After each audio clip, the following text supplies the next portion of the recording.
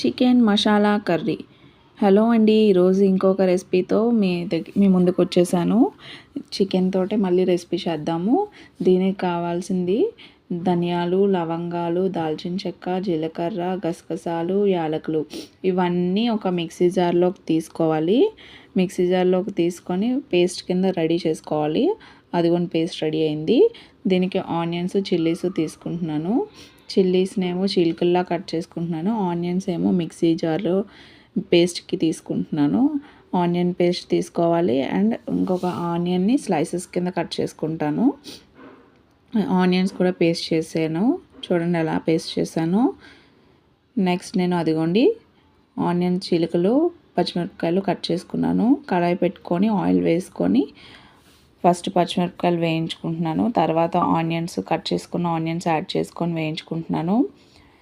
ఇవి బాగా ఫ్రై అవ్వాలి. గోల్డెన్ బ్రౌన్ కలర్లోకి రావాలి ఆనియన్స్ బాగా ఫ్రై అయ్యాక ముందుగా నేను పెట్టుకున్న గసగసాలు, మసాలా పేస్ట్ అంతా వేసుకుంటున్నాను. ఆ పేస్ట్ అంతా బాగా కలిపి ఫ్రై అయ్యేలాగా పచ్చివాసన పోయే వరకు ఫ్రై చేసుకుంటున్నాను. ఆ తర్వాత ఆనియన్ పేస్ట్ని యాడ్ చేసుకుంటున్నాను.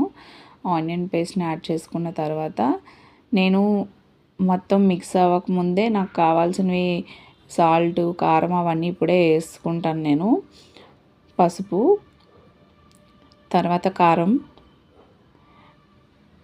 కారం మీ రుచికి ఎంత సరిపడుతుందో అంత వేసుకోండి. ఈ కర్రీ మీకు నార్మల్ చికెన్తో చేసినా సరే ఒక నాటుకోడి కర్రీ అంత టేస్ట్ వస్తుంది. మసాలా స్పైసెస్ మనం యాడ్ చేసిన దాంతో ఈ ప్రొసీజర్లో చేస్తే మీరు డెఫినెట్గా ఎంజాయ్ చేస్తారు. అది మొత్తం మంచి గ్రేవీ కర్రీలా వస్తుంది. సో మీరు రోటీలోకి కానీ, రైస్లోకి కానీ ఎందులోకైనా వాడుకోవచ్చు. చాలా టేస్టీగా ఉంటుంది. ఒకసారి ట్రై చేసి చూడండి. మసాలాస్ బాగా వేగిన తర్వాత కొంచెం కరివేపాకు యాడ్ చేసుకుంటున్నాను. అలా కలుపుతూ ఉండాలి. సాల్ట్ కూడా యాడ్ చేసుకొని మనకి సరిపడినంత సాల్ట్ వేసుకోవాలి. అది వేగిపోయిన తర్వాత ముందుగా కడిగి పెట్టుకున్న చికెన్ని యాడ్ చేసుకుంటున్నాను. చికెన్ని యాడ్ చేసుకొని అంతా ఒక 5 మినిట్స్ అంతా కలుపుకొని చేసుకోవాలి. చికెన్కి కొంచెం మసాలా పడుతుంది. తర్వాత నేను చికెన్ మసాలా పౌడర్ యాడ్ చేసుకుంటున్నాను. మొత్తం మళ్ళీ మిక్స్ చేసుకుంటున్నాను. చికెన్ మొత్తం మసాలా అంతా మిక్స్ అయ్యాక ఒక 1 గ్లాస్ వాటర్ యాడ్ చేసుకుంటున్నాను నేను. వాటర్ యాడ్ చేసుకొని మూత పెట్టుకొని స్టవ్ మీద మీడియం ఫ్లేమ్ ఆర్ సిమ్లో పెట్టుకొని మొత్తం ఉడికించుకోవాలి. కొంచెం వాటర్ తగ్గి గ్రేవీ దగ్గరికి అవుతున్నప్పుడు కొత్తిమీర కట్ చేసి వేసుకోవాలి.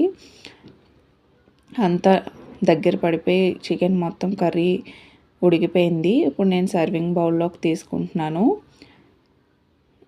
మొత్తం కర్రీ అయిపోయింది. చూడండి దగ్గర పడిపోయింది.